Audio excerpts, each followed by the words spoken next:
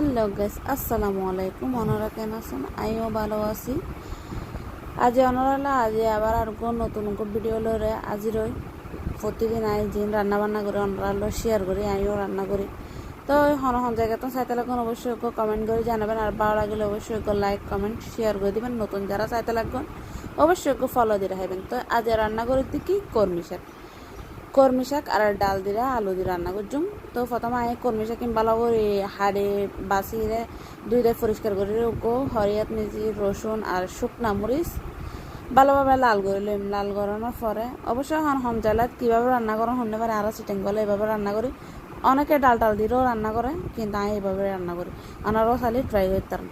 তো আমি আনারলা হতা হইতে হইতে ইন্দি রসুনের মরিচ লাল হয়ে তারপর দিন দেখি শাকে ইন্দিরে পরিমাণ অনুযায়ী দিন দেখি লবণ দেওয়ানোর পরে একটু ডাকনা দিয়ে গুঁড়ি দেওয়ানোর পরে আবার ডাকনা উল্টায় নে আবার একটু নাড়াচাড়া করে দিম। আরও একটু অন করব।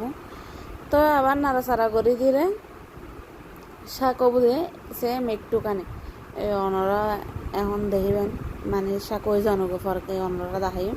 তো এসন শাক ওই দিয়ে এতটুকু, তারপর যাই হোক নামাই লাগানোর পরে তারপর আরও গুটেসকি দিলে ভালো করে পেঁয়াজ রসুন হসাই নেই। তারপর দিন দেখি পরিমাণ অনুযায়ী হলুদের গুঁড়া, ধনিয়ার গুঁড়া, মরিচের গুঁড়া, লবণ দিলে আবার নাড়াচাড়া করি, সামান্য অল্প করে পানি দিই, আবার নাড়াচাড়া করছি। নাড়াচাড়া করে ঢাকনা দিলে গুঁড়ি দিলে একটু হসানোর পরে যাতে আবার তেল উঠে যাবো। তারপর দিন দেখি ডাল আর আলু দিলে ভালোভাবে রান্না করছি।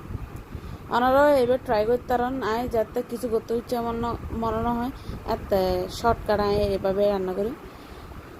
তো ওনারা চাইলে এভাবে ট্রাই করতে পারেন। ইন্দি সন আয় হতা হতে হতে আর রান্না ফ্রাই হয়ে গেই ভালো লাগিলে অবশ্যই লাইক দিবেন, আর হতা খারাপ লাগিলে ক্ষমা করে দিবেন।